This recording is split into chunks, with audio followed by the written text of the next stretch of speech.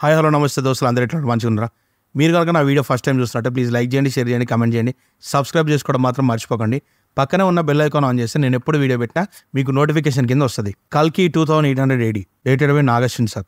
మొన్న 2 ఎపిసోడ్లు the world of కల్కి అని చెప్పి రిలీజ్ చేసింది నాగశ్విన్ సార్. అయితే అవి 2 విన్న తర్వాత సీరియస్గా నాకు అనిపించింది, అసలు అంత వండర్స్ క్రియేట్ చేయవచ్చా, అంత క్రియేటివ్ లెవెల్కి అంత డీపర్గా థింక్ చేయవచ్చా ఒక మనిషి అనేటోడు అని అయితే నాకు అనిపించింది. ఎందుకంటే మనకి ఎట్లా జరగబోతుంది అనేది మనకు తెలియదు. మనం ప్రజెంట్లో బతుకుతాము, పాస్ట్ని రిగ్రెట్గా ఫీల్ అయ్యి పాస్ట్ జరిగిందంతా ఊహించుకుంటాం తప్ప, బట్ ఫ్యూచర్ అనేది మనకి ఎలా ఉంటుందో తెలుసుకోవాలన్న కుతూహలం ఖచ్చితంగా అందరికీ ఉంటుంది. ఇప్పుడు నాగశ్విన్ సార్ ఆల్మోస్ట్ 2880 వరకు వెళ్ళి ఆయన థాట్ ప్రాసెస్ అక్కడ దాకా తీసుకెళ్ళి అసలు కరెన్సీ ఎట్లుండొచ్చు, అప్పుడు ఆక్సిజన్ పరిస్థితి ఏంది, వాటర్ పరిస్థితి ఏంది, భూమిలో ఏమైపోతాయి, అసలు ఎంత డీప్కి వెళ్ళి ఆలోచించుంటారో మనం అర్థం చేసుకోవాలి. అండ్ ఆ 2 ఎపిసోడ్స్లో ఆయన చెప్పింది వింటే ఫక్ అయిపోయింది ఆ మైండ్ మొత్తం.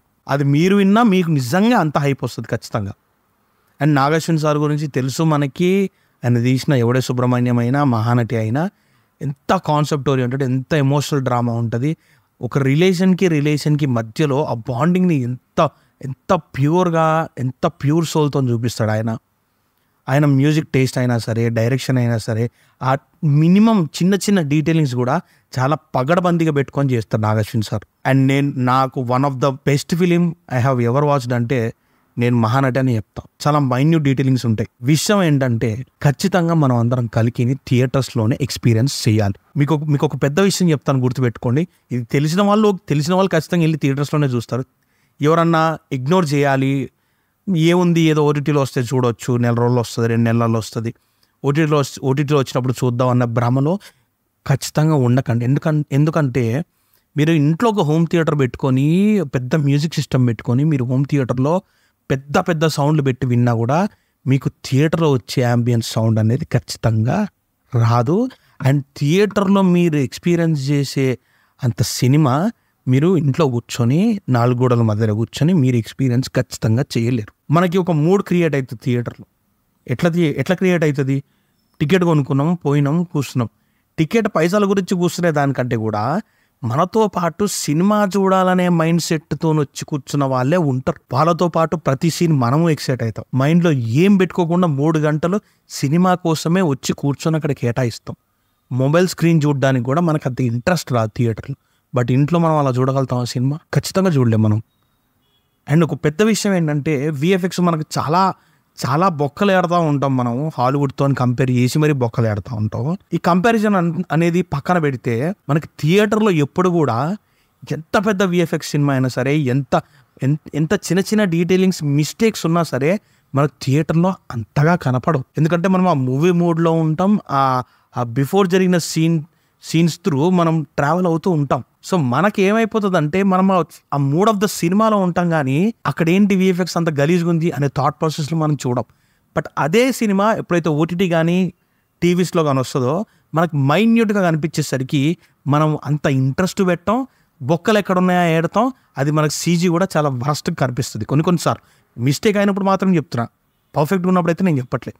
సో నేను అనేది ఏంటంటే రివ్యూయర్లు, తొక్కనా కొడుకులు, చెత్తనా కొడుకులు ఎవడెవడో ఏదో చెప్పి మనల్ని మ్యానిపులేట్ చేయొచ్చు.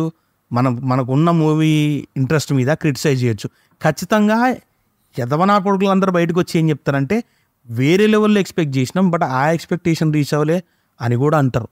మీరు డిసప్పాయింట్ అవ్వడం వేస్ట్. వాళ్ళ రివ్యూలు చూసి నేను ఒకటే చెప్పదలుచుకునే ఏంటంటే మీరు కల్కిని 100% థియేటర్లోనే ఎక్స్పీరియన్స్ అవ్వాలి.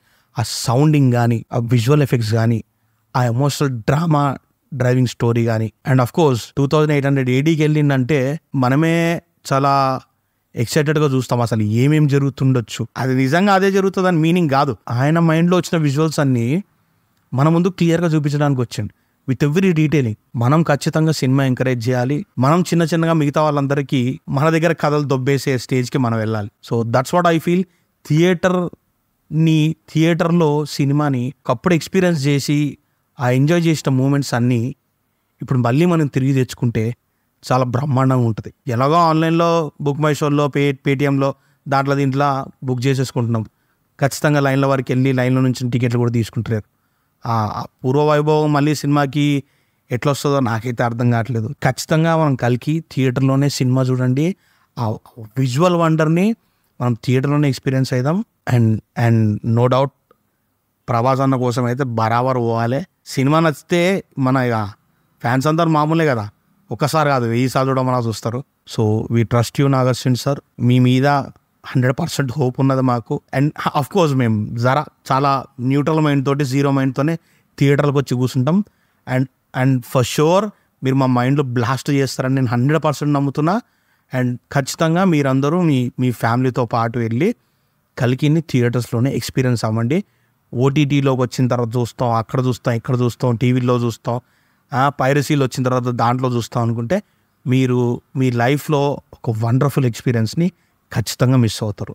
జీరో మైండ్తో వచ్చి సినిమా చూద్దామనే వచ్చి కూర్చోండి థియేటర్లో, మిమ్మల్ని ఒక రేంజ్లో ఇంప్రెస్ చేయగలుగుతారు Nagarjuna sir. Trust my words and mark my words.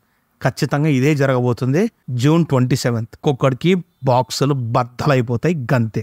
నా వీడియో కనుక మీరు ఫస్ట్ టైం చూస్తుంటే ప్లీజ్ లైక్ చేయండి, షేర్ చేయండి, కమెంట్ చేయండి, సబ్స్క్రైబ్ చేసుకోవడం మాత్రం మర్చిపోకండి.